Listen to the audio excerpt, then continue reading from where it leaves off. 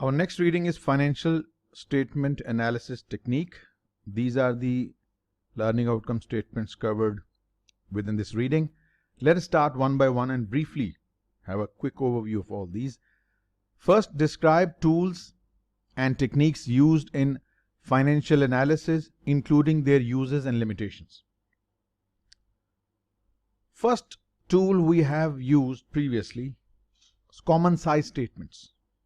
When you say common size statements, could be common size balance sheet, common size income statement, common size cash flow statement. Then within the common size financial statement analysis, we discussed the vertical common size analysis, in which we take the total of balance sheet as the base, and each number on the balance sheet is expressed as a percentage of the total assets, or the total liabilities and equity. It could be horizontal as well. We take a base year and all the numbers for the following years are expressed as the percentage of base year numbers. Likewise, we use income statement, common size income statement analysis, where we use sales as our base, and each number in the income statement was expressed as a percentage of sales. It's called vertical common size income statement analysis. It could be done horizontally as well, where we take a certain year as a base year, like 2020, and each of the following years numbers are expressed as a percentage of the base years. And we discussed cash flow statement can be expressed in the common size. Either we take the sales revenue as the base and every number in the cash flow statement is expressed as the percentage of sales, or we can use the total inflows to serve as a base for every inflow and the total outflows to serve as a base for every single outflow in the cash flow statement. These are the two. So this is one of the ways, one of the tools we use. We can compare the income statements, balance sheet of two dissimilar businesses, and it could be much more beneficial for us for making good analysis. Then we have certain graphs like these staked column graphs, where you can express numbers as a fractional part of these bars. As you can see, trade payables are represented by this light blue color, and over the period there is an increase in trade payables. Cash is represented by darker blue color, and accordingly this grayish color represents your lease obligations. So you can see the proportional size of these charts can help us have an idea how they are composed over the period from 2x4 to the next 8. Then we can use line charts as well, indicating the downward or upward trend on these different elements of the financial statements. Ratios, that's what we'll be discussing today. Ratios, one of the major tools we use, but it is not without its limitations. The major limitation of ratios is that accounting treatment may differ. One of your subsidiary is operating in a country where IFRS financial statements are required to be prepared under IASB standards, and another subsidiary is operating in the US, where the financial statements are prepared under the US GAAP. So there are differences, many differences are there. So these differences could pose a problem for us for comparison purposes. Then ratios do not speak for themselves. They are not useful. Ratios will be helpful only when they are compared. You need some suitable comparator. Your last year could be the comparison base. Industry average could be the comparison base, or it could be your leading competitor. So ratios do not speak for themselves. Then you need a comparator with which you can compare whether the information, whether the performance has improved or deteriorated over the period. And the ratios alone are not sufficient. You will have to use the judgments as well. Your judgments and your analytical skills are essential part of ratio analysis. So that completes your first LOS. Second, classify, calculate and interpret activity, liquidity, solvency, profitability and valuation ratios. 5 set of ratios. The first one is activity ratios. These set of ratios tell us how firm has used its different assets, fixed assets, total assets. So activity ratio measures how well a firm utilizes various assets. We'll discuss various formulas within activity ratio. Then another set of ratios is liquidity ratio. Liquidity is the business ability to pay off short-term obligations when they fall due. So these ratios assess the ability of a firm to meet its short-term obligations when they fall due. There are many ratios. We'll discuss all these one by one. Then the next set of ratios are solvency ratios. Solvency ratios, as the name suggests, they measure the financial risk, solvency risk. So we'll discuss these in later slides. Then another set of ratios, profitability ratios. As the name suggests, these ratios help us assess how well the company has generated profits based on different investments employed. And the last set of ratios are valuation measures or valuation ratios. They are used in analysis for investments in common equity. So all these ratios will be studied one by one. Let us first start with the activity ratios. As I said, activity ratios, they give an indication how well a firm utilizes various assets such as inventory and fixed assets. Let us discuss these ratios. What do they mean? How do we calculate them? First is the receivables turnover. Ideally, it should be calculated based upon credit sales. Unfortunately, on your financial statements, you're not given the breakup of credit and cash sales. So you will have to take the number given on the financial statements as your annual sales divided by average receivable. Now the question that you might ask, that annual sales taken from the income statement, why do we need to take the average of receivables? Remember a very fine point. Whenever you are linking an income statement item with a balance sheet item, since income statement is for the particular period, for the year, for the quarter, for a 6 months period, so it covers a certain period, but receivable balance is on a particular date, on the balance sheet date. So instead of just using a balance sheet number, if it is possible to calculate the average receivable, take the opening balance of receivables plus closing balance of receivables and divide it with 2. Remember, you have to take the net average receivables after deducting the allowance for uncollectible accounts. Net credit sales ideally, if not given, take the annual sales, and in the denominator, take the net average receivables. Now what this ratio measures?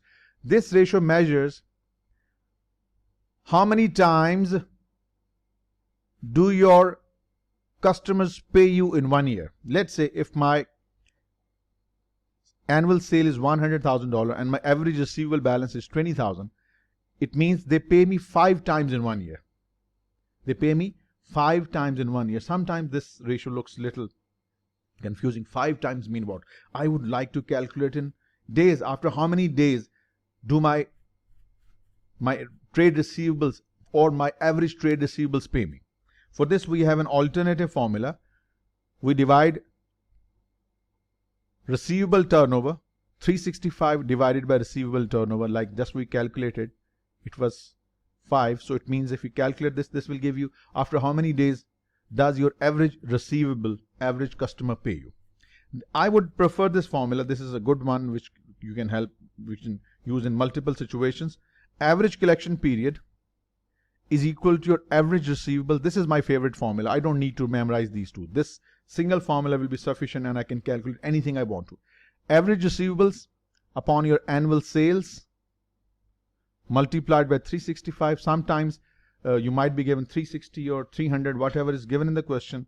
You should take those numbers of in 1 year. So average collection period or day sales outstanding tells you how many days does your average receivable take to pay you. This calculates how many times your receivables pay you in 1 year, and this calculates after how many days does your average receivable pay you. So this number has to be higher. The higher the better, and this number has to be lower.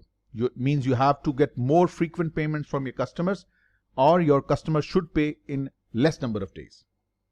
The next ratio is inventory turnover. It is calculated by dividing cost of goods sold with average inventory. Cost of goods sold is an income statement item and inventory is from balance sheet. I just told you, if linking income statement item with the balance sheet item must be averaged. Now what this gives me? It tells me how many times do I replenish my inventory or how many times do I sell my inventory, or how many times my inventory rotates in 1 year. Higher the number, the better. Let's say my CGS is 50,000 and my average inventory is, let's say, 25,000. It means my stock sells 2 times in 1 year. Twice it is replenished, refilled twice a year. Now I would like to calculate after how many days do I need to buy my stock. So it's similar in the same way, just like 365 upon receivable turnover, we have 365 upon inventory turnover. This will give you after how many days it takes your stock to sell and to replenish, right? So they are almost similar in nature. Next we have payables turnover. Ideally you should have credit purchases, because this is what drives the accounts payable balance, but that is not possible from income statement. So whatever the purchases number is given, you need to take it. Since it is from the income statement and trade payables are from balance sheet, so they must be averaged. So purchases upon average trade payables, this tells you how many times do you pay to your payables in 1 year. Let's say if the number comes 15, it means you pay 15 times to your payables in 1 year. I would like to calculate after how many days do I pay, or how many days do I take to pay my average payable, the number of days the payables stay outstanding. We'll do the same thing, 365 divided by the payables turnover. This will give you after how many days do you take to pay to your supplier. Now ideally you should collect as quickly as possible within the credit terms with your customers. Your inventory should rotate as frequently as possible in 1 year, and within the credit term with your vendors, you should delay as much as possible without damaging your relationship with your vendors. This will give you certain cushion of cash. Collect as quickly as possible, delay as late as possible without damaging your relationship with your vendor. That will leave sufficient cash to be used for business operations. Next set of ratios relate to fixed assets, how well they have been used. Fixed assets turnover.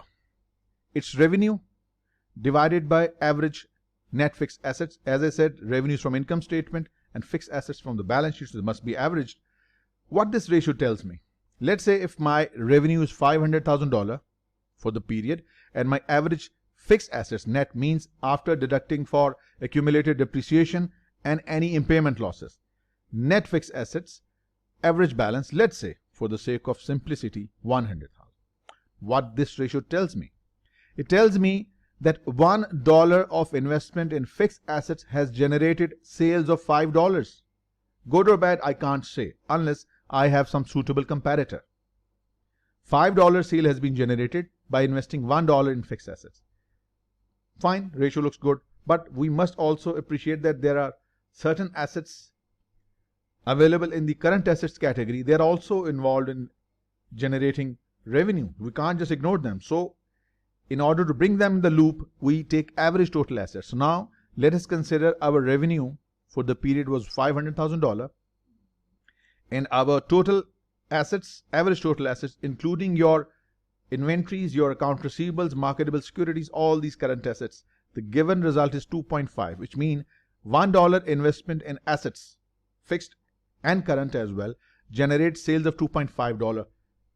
Good or bad, we can't say. The higher the number, the better. It means you are using more assets more effectively. Let's say another business has $10 to 1. Means $1 investment in asset has generated sales of $10. So they have made good use of the assets. All right, next ratio is working capital turnover. Working capital turnover is similar to these. It's revenue upon average working capital. So revenue upon fixed assets, revenue upon total assets, or revenue could be working capital based on working capital as well. For example, if your revenue is $500,000 and your working capital is 50, the result is 10.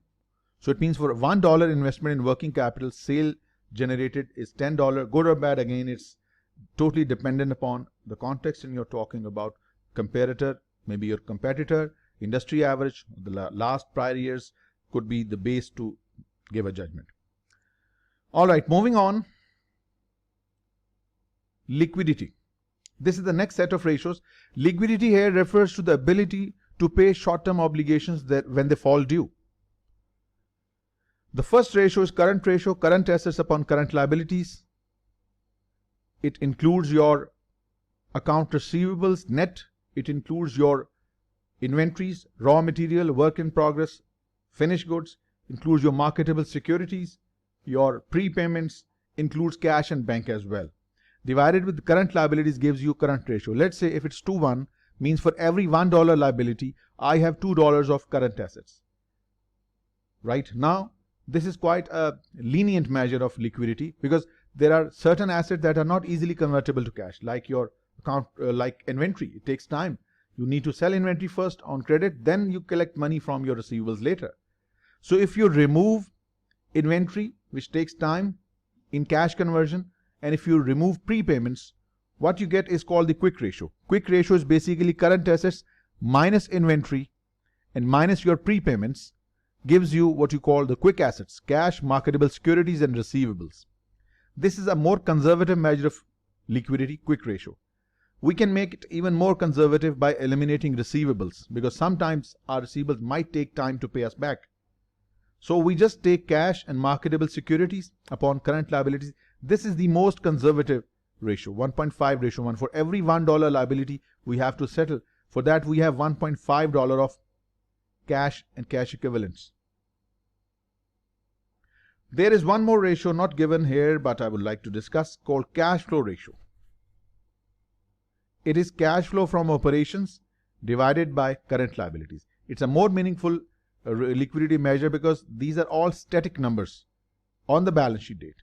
Whereas cash flow from operations, this is the cash generated by operations. It is what fraction of current liability. It measures quite reasonably the ability of a business to pay cash to settle the current liabilities out of operating cash flows. It's a more dynamic ratio. So this is one of the liquidity ratios as well. Then defensive interval. Let's say your average expenditure is $10,000. This is what you need for daily expenses. Your cash balance is $50,000. Your marketable securities, let's say $150,000, and your receivables are $100,000.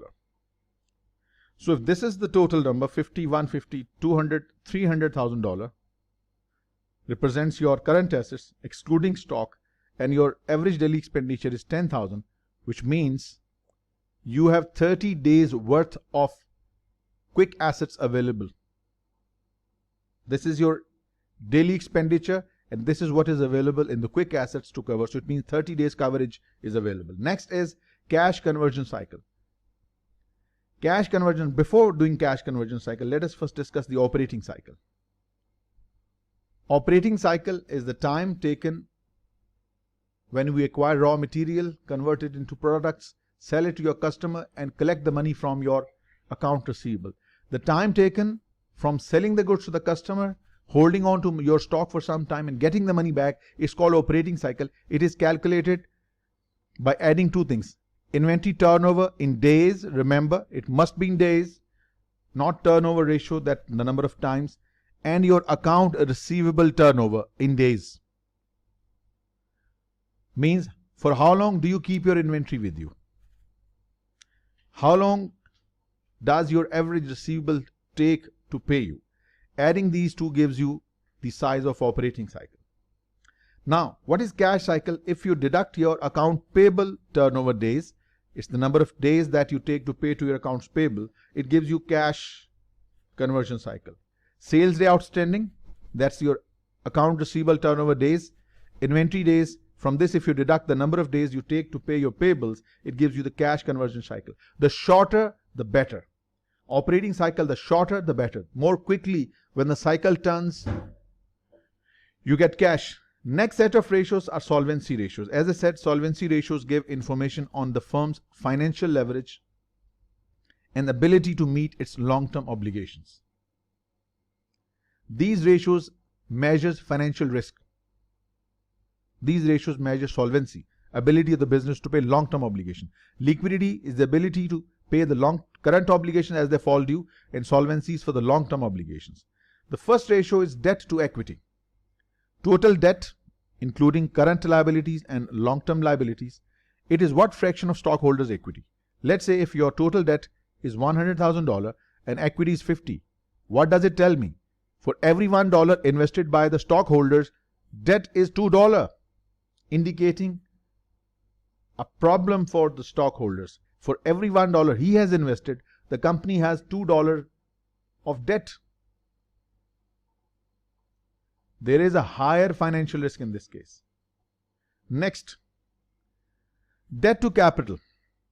Total debt means the current liabilities and long-term liabilities divided by the total debt. The same numerator is in the denominator as well, plus total shareholders' equity. Basically, this is the total of your total assets. So basically, debt to capital is the same as debt to assets. Total debts upon total assets, or total debt upon total debt plus shareholders' equity. The total is total because it's the balance sheet. See, look at this. This is your balance sheet. This is your total debt, long-term and current debt, plus your equity, and this is equal to assets. So you can write this way: long-term debt plus current liabilities upon your total assets. So debt to capital or debt to assets, they are the same effectively. See this one, total debt upon total asset. They are the same. It's just that looking at two different aspects of the same thing. Next ratio, financial leverage. Average total assets is how many times of your total equity. Let's say a business has total assets of $500,000 and the equity is just $100,000. 5 times.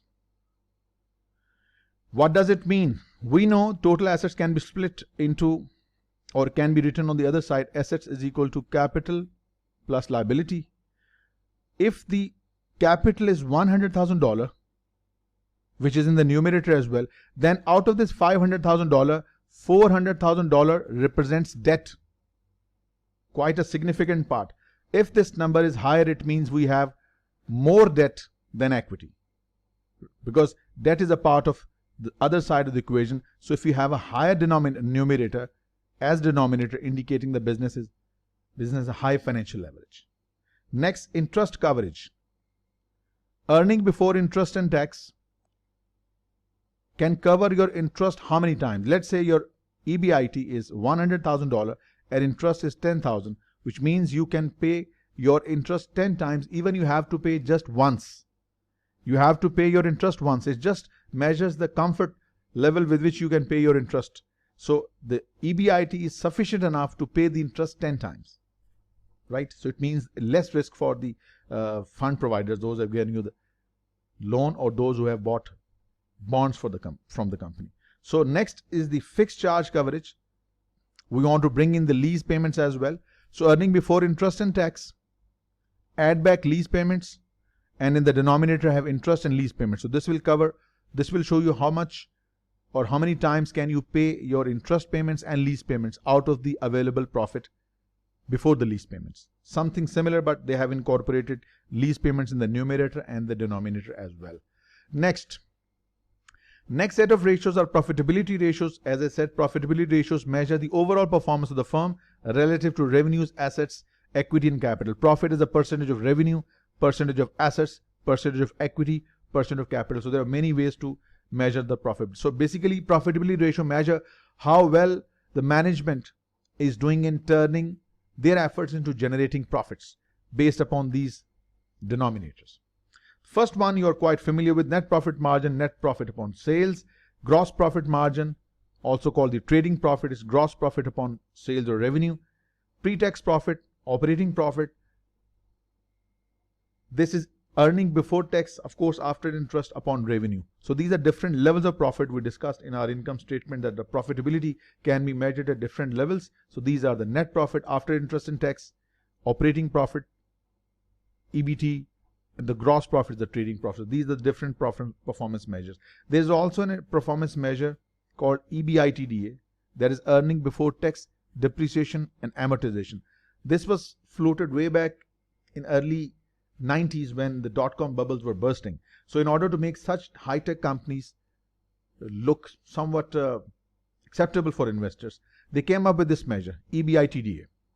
Why? Because these startups had a lot of investments in technology, resulting in very high depreciation on assets, their servers, their web machines, etc. And since they utilized expensive software, so their amortization and depreciation was a major expense. When these charges were deducted from revenue, the profits turned into losses, so situation didn't look good. So in order to determine their performance, they came up with this idea, EBITDA, earning before interest and tax. We are familiar with this one, but before depreciation and amortization, two major expenses for tech firms. So this was also and still is being used to measure the performance of some firms where we want to eliminate the impact of depreciation and amortization, because these can distort the performance of divisions, and we want to measure the performance of specific managers. Next set of ratios, return on assets.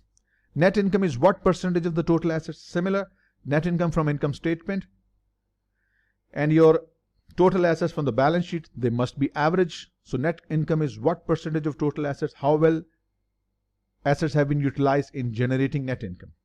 Again, the ratio will not speak. You will have to compare it with some suitable comparator. Last year, competitor, industry average. Return on assets could be calculated this way as well. Net income, we add back after tax interest and divide it with the total averages. This is another derived form of return on assets. Mostly we use this one. This is the one you will use frequently in questions. Then operating return on assets. This profit is after interest and after tax. We want to take the profit that is more in control of a particular manager. For that we take EBIT, before interest and tax, upon average total assets, just like the previous one. EBITDA, this could also be taken as a numerator, as expressed as a percentage of total assets. Return on total capital. This is now the other side of the picture. Total assets is one side of the balance sheet. Now we can take on the other side where we have liabilities and equity. Taking this part specifically as a denominator now, return on total assets is equal to EBIT upon total capital. It could be taken on net income basis. Then we have return on common equity. This is the net income adjusted for preferred stock dividend. It's what percentage of the average common equity. Or we can also calculate, this is also called the net income available to common stockholder, IACS. So these are all profitability measures. I'm sure you would have gone through these formulas through your textbooks in your earlier studies.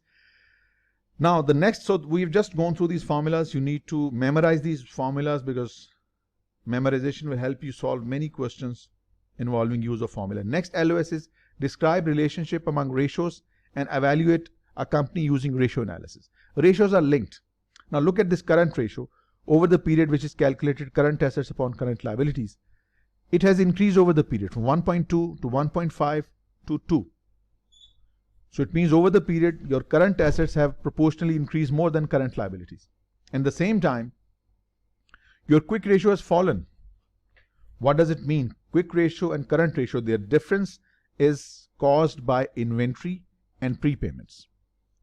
What does it tell us? So there is no indication of prepayments. We can assume that this difference in these two ratios is caused by inventory. Inventory swelling over the period. Inventory has increased over the period, more investment in inventory. That's why the gap between your current and quick ratio is becoming significant from 2:6 to 2:8.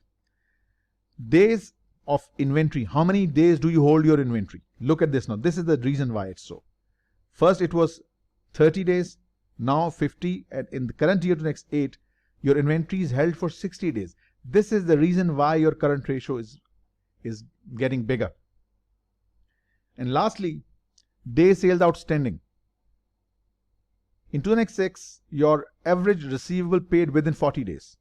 Now within 30 days, and now because of good credit administration, you are able to reduce your time to half. Now your receivables pay you within 20 days. So you can interpret these ratios if you know the formula and if you know what they mean.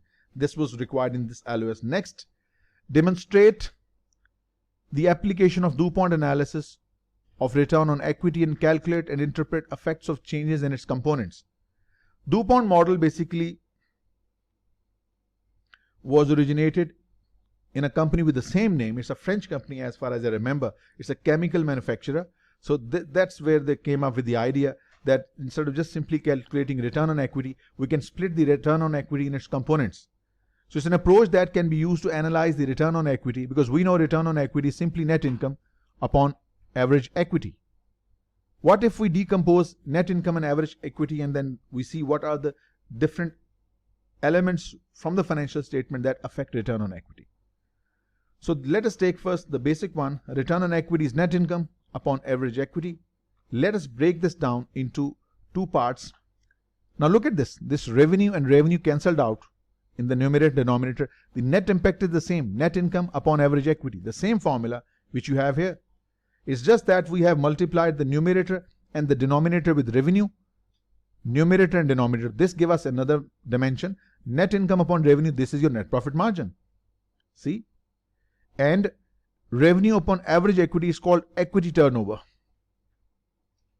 So by incorporating revenue in the numerator and denominator, we have split ROE into two subparts. We can further expand the idea this way. Now look at this again. Revenue cancelled out. It's like previous one. Average total assets cancelled out. The original formula still holds true. Net income upon equity. Return on equity. We have now incorporated average total assets. Why did we do so? This is the same. Net income upon revenue is net profit margin. Revenue upon average total assets, we just discussed a little while ago, it's assets turnover. Now we come up with something new in this formula. Leverage ratio. We discussed this also in the previous slides. Average total assets upon equity is called leverage ratio. Now we can analyze the impact upon equity on these individual elements. We can extend it to even further, five-way DuPont model. If you just look at this, equilibrium is still maintained. EBT cancelled out. EBIT cancelled out. Revenue cancelled out. Average assets.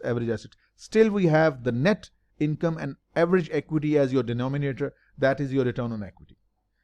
These five components one by one. Net income upon EBT is the tax burden. If you solve this, it's the simplification of this formula is simply 1 minus tax percentage. Net income upon EBT is basically 1 minus tax. This is called the interest burden. Pre-interest income and post-interest income. This you will study in your leverage in your next book 4.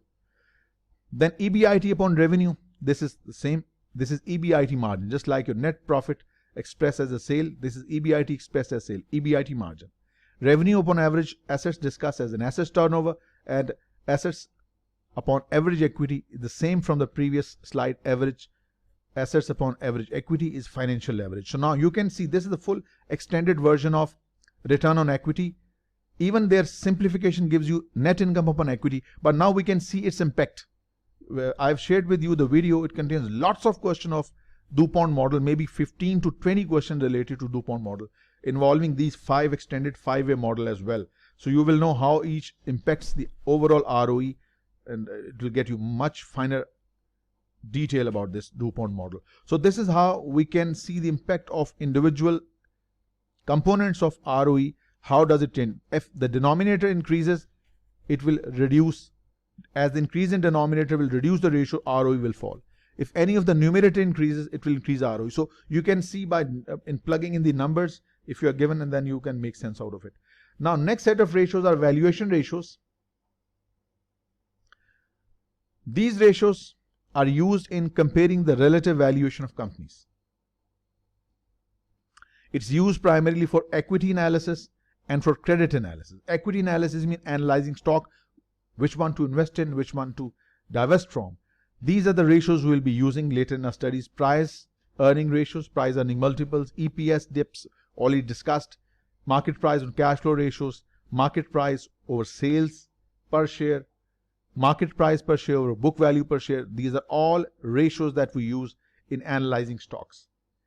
Or it could be earning before interest and tax per share upon sales, or EBIT upon sales, net income upon employees, or sales per employee. So these are all the ratios which will be used in different contexts for equity analysis. For credit analysis, This is for analyzing a firm's ability to honor its financial obligation. Will the business be able to pay its obligation when they fall due, interest, etc. Interest coverage discussed, Z-scores, EBIT upon assets, revenue over assets, market price per share or book value per share. All these will be discussed later. Just a list was given. These are the ratios used in valuation measures. Next, within the valuation measures, we have sustainable growth rate. This you will use in conjunction with your DuPont model. They are there in the question, the video file I shared with you. Sustainable growth rate measures how fast the firm can grow without additional external equity. Because firm earns some profit. If I earned $100,000, out of it if 20,000 is given as dividend, 80,000 has been retained. This retained profit will serve as a source of finance. This retained profit will serve as a source of finance. So it measures how fast the firm can grow without additional external equities and using your retained earning as a source of finance. To estimate the sustainable growth rate, we use this formula. There are many questions in the videos you will see. I'm just giving you the overview. The main things are the questions. How to apply these. So sustainable growth rate is equal to retention ratio RR multiplied by return on equity, which we discussed in the previous slides. What is retention ratio? It's very simple. If you have earned $100, paid $10 as dividend, what you have retained is 90%. This 90% is called the retention ratio, or this can be calculated this way. If your net income was 100, you paid dividend 10, 100 minus 10 is 90 divided by 190%. This is the retention rate. How much have you paid? Out of it, if you deduct what you earned minus what is paid, the remaining is called the retention, and this serves as a formula to calculate the sustainable growth rate without resorting to external equity. Next is the business risk. Business risk is risk of incurring a loss or earning lower profit. This is normally how conventionally the business risk is defined. But when we see with regard to valuation, business risk is the volatility in revenues.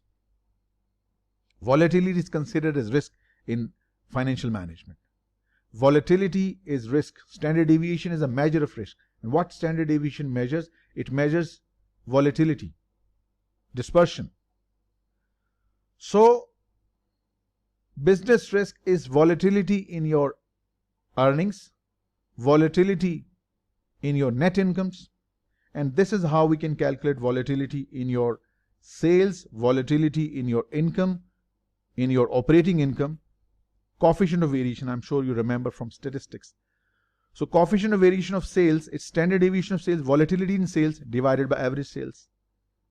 If the number is higher, it means the sales are variable, volatile. There is volatility in sales, so the profits will be volatile as well, because sales eventually feed into the calculation of net profits. So if the sales are volatile, your profitability will be volatile as well.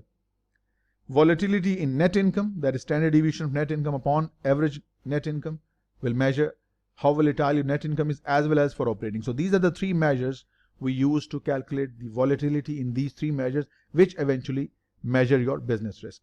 Next, business segment. A business like those from Pakistan, they will know that there is a firm in Pakistan, Agro Foods. It has certain segments, Alper, Omor, etc., Onaj, etc. So sometimes a business is split up into specific domains, specific segments. Our standards tell us, your US GAAP specifically, that if any part of the business holds 10% of profits, 10% of assets, or 10% of revenue, it represents a significant subpart of the business and must be reported separately. So what is a business segment? It's a portion of larger company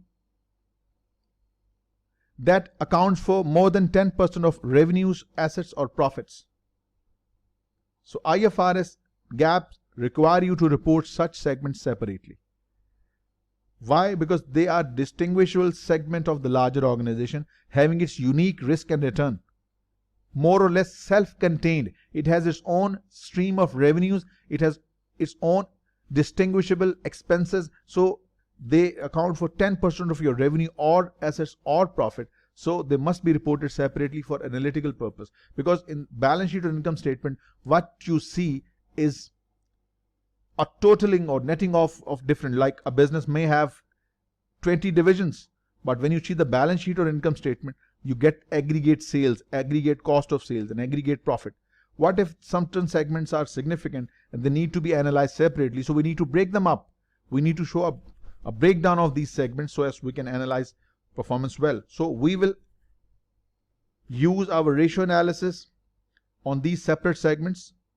We'll calculate their asset utilization, the return on asset, just like we do for the normal main business segment. Your last LOS is describe how ratio analysis and other techniques can be used to model and forecast earnings. It all starts with sales. Those who have studied budgeting, they would know that it all starts from sales. Your sales department gives you input, budgeted sales for the quarter, and it serves as a seed from which we draw up our production budget, our marketing budget, our purchase budget, our selling and administration budget, budgeted cost of goods sold, budgeted inventories of work in process and finished goods. It works similarly for financial analysis as well. Sales is a starting point. Starting point is sales. And pro forma means budgeted. Mind the word, pro forma means budgeted or estimated or almost or virtual, not actual. Financial statement which are called pro forma financial statement, they are budgeted financial statement, estimated. They do not represent the actual numbers, the audited one or the one that are objective, driven from the company's accounting system.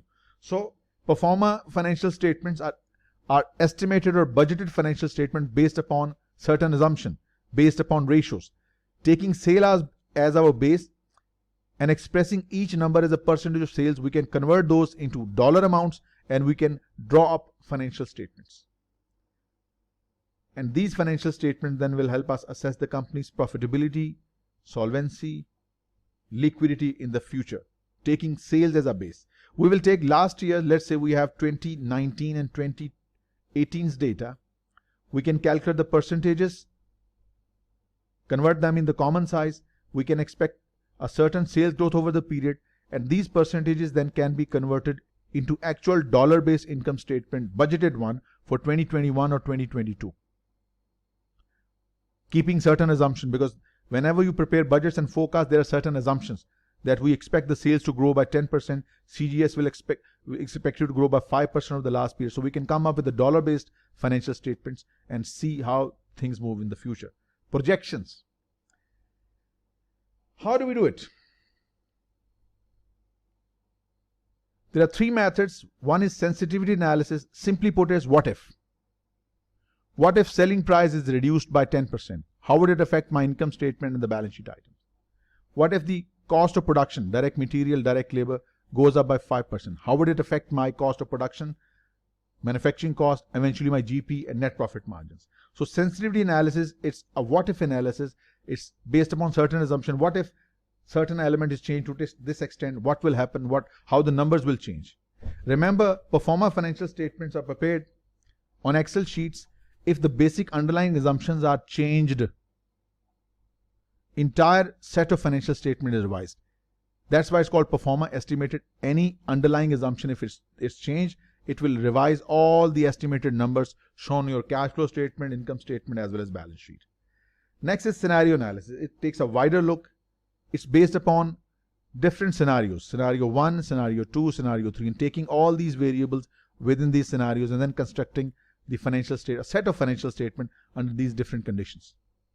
Third one, we use a simulation. Here we extensively use computers to draw up the maximum swing in a certain variable. Like for example, direct material is single most important factor determining our profitability, for example. So using computer simulation, we can model it and see what could be the maximum minimum swing in this variable. And let's say then direct labor or the other costs that make up our major part of our profitability. Accordingly, we can use this as our base to drive the numbers, and they will serve as the basic parts of our complete balance sheet. Gentlemen, this is your reading financial statement analysis. We'll be starting question just in 5 minutes.